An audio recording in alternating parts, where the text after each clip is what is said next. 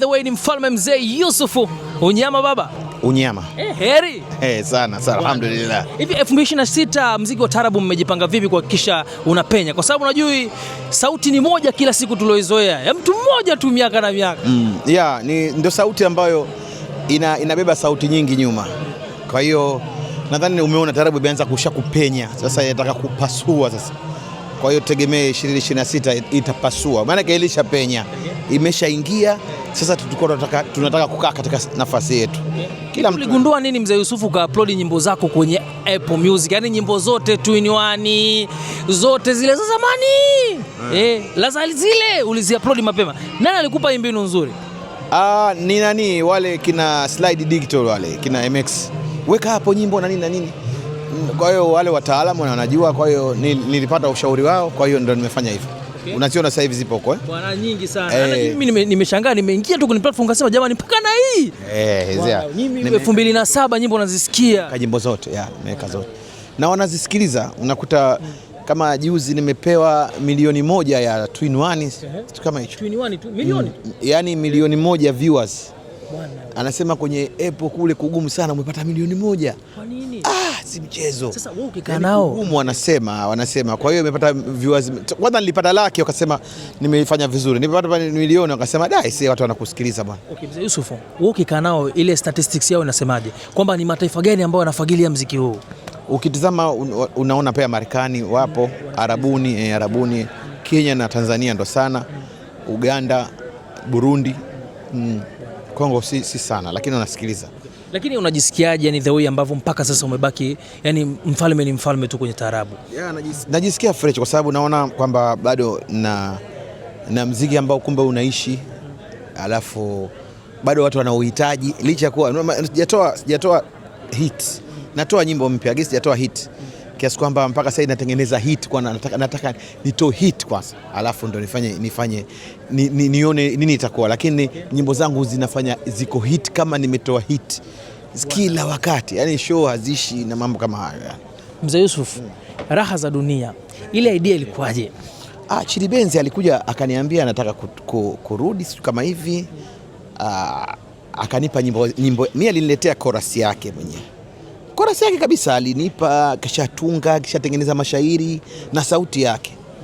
Basi na yule producer pale alikuwa pale, mimi nikaisikiliza nikasema sawa, na mimi nikamwambia je, unanipa ruhusa? Nikamwimbia. Nikamwambia je, unanipa ruhusa na mimi niandike yangu kwa sauti yangu? Tengeneza. Sasa nikamwambia haya, sikilizeni hii yenu na hii nitakayoimba. Kwa hiyo nimeimba ile ya kwao na nikaimba ile Nipe Raha za Dunia. Wakafuta ile wakaambia hii ndio tunaitaka. Bwana wewe. Mara nyingine ile kaimba yeye. Mara nyingine najiuliza una uzuri wa namna gani? Nashindwa pata. Maana mle ameimba, si unajua? Ameimba. Hivi naona mzee Yusufu ukienda kwenye show ile michano ugo nao unaichapa kama kawaida. Nawezea kwa sababu na mimi ninapiga hizo. Maisha kila kitu tunapiga. Aliyefanya ile production alikuwa Mika Mwamba sasa. Tulifanya na mtu mwingine kwanza. Tulifanya na mtu mwingine pale, alafu ikapelekwa hiyo alipokuwa sijui Jerumani, ilikaa kule mwaka mzima. Kwa Mika Mwamba? Lakini Mika Mwamba ni Finland, lakini sio Jerumani. Ni Finland huko. Kama hicho. Lakini si Mika Mwamba? Mika Mwamba ndio tunaipeleka kwa Mika Mwamba. Sasa Mika Mwamba akatoa rhythm zote zile zilizokuwa zimepigwa mle. Ilikuwa ibite ilikuwa kama hivyo. Lakini akaweka styles fulani. Yaani mimi mwenyewe nikasema mbona kama haijanoga hivi fulani. Nilikataa, akanambia ngoja isikilize tena, nikatulia nikasema kweli kuna magitaa mle yamepigwa mle. Nikasema yes, kitu cha maana sana. Baada ya kusikiliza mara ya pili ndo nikaielewa. Lakini ile ya kwanza niliyoisikiza studio pale ndo nilipenda ile. Yeye mwenyewe anajua Chidi kama niliona mbona hii bwana hivi. Nilimkatalia kidogo. Okay, mfalme. Kingine ambacho nimechunguza na nikagundua na niliambiwa na watu wakubwa sana. Ninaambiwa ni hatari sana kwenye kutengeneza mabiti ya muziki. Mimi natengeneza, naweza sana. Unajifunzaje? Sijui. Yaani mimi ndio kipaji. Maana sijaje kwenda popote kujifundisha kitu. Sijui, sijatengeneza kitu. Ndio sasa hivi ndo nasomea huo muziki, nataka ni ujue sasa kwa kusoma. Yaani ili nikisoma, mimi naingia chuo hapo Bagamoyo. Kabisa, nataka nichukue degree yangu moja inanitosha. Wewe? Degree ya muziki? Kwa sababu ndo nitaweza kupeleka nyimbo kule Marekani. upeleki kule kwenye ile award.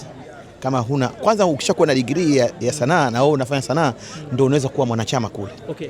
Mzee Yusuf, mimi najua umezunguka nchi nyingi sana na yote ni kazi yako hii ya kisanaa. Unavyoniambia kwamba nyimbo kule Marekani zimesikiliza sana, kuna mpango wote wa kwenda kufanya show kubwa kule? Mpango wa show kubwa ni kwamba uwezo unaoimbia wale wenyeji, lakini show nyingine unaweza kufanya kwa wale ambao wanazungumza Kiswahili na wanataka kutungia Kiswahili.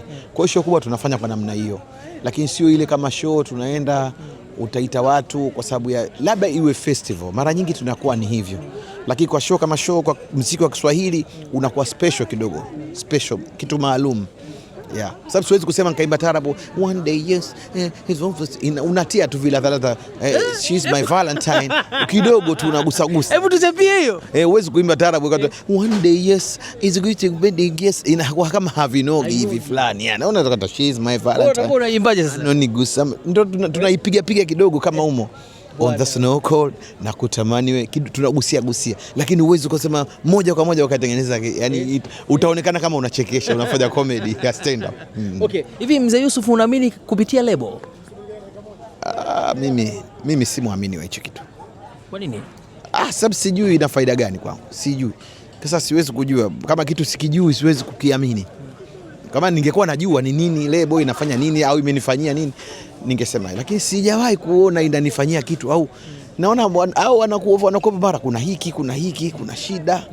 Kwa hiyo siamini. Hivi kuna siku nilikuwa nasikia unahojiwa kwenye moja ya chombo kikubwa cha habari, ukasema ulishai kumtengeneza mtu lakini mwisho wa siku akaondoka tu na akaenda kuanzisha bendi yake. Labda situation kama hizo wewe unazichukuliaje kwa upande wako?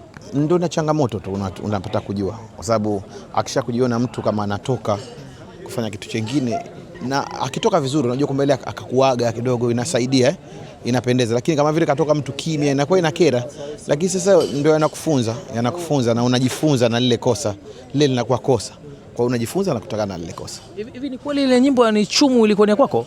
Ile sio nyimbo, ni kile kipande kile, ni chumu, kile ndo changu. Ni chumu tena? Kile ndo kilikuwa changu, kwa sababu kile nilimfundisha nyimbo nikakiweka, kwa tunapiga ile nyimbo mpaka tunataka kuingia studio. Wale vijana wakachukua wote, wakatoka wakaenda kutengeneza nyimbo mpya, wakachukua ile wakaigiza. Na mimi ndo nikasema hamna shida, mimi sinatengeneza mwenyewe. Nikatengeneza alamba tena, maisha yanakwenda. Bwana Mzee Yusuf kabisa. Katika ubora wake. Ng'ombe azeki maisha. Kabisa. Neno moja tu kwa mashabiki zako. Neno naambia tu washabiki wakae mkao kula, na safari hii nataka kuacha back to back. Tena hit, sio nyimbo, ni hit. Tutakuja kuona. Kwa kumalizia tu, nitajie maneno matano ambayo ni maneno yako ya kitaarabu ambayo unapenda sana kutumia mara nyingi, na mwenyewe ukiwa unatamka unapata stimu fulani hivi.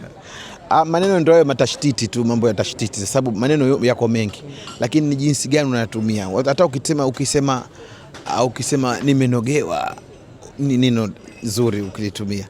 Kwa hiyo maneno yako mengi sana. Yaani hata nikikwambia hapa uwezi kusema kama ili unaweza ukalika kunogea ili sikunogea, lakini mimi napenda sana kuzungumzia kunoga hivi. Upo titi, nipo nyonya.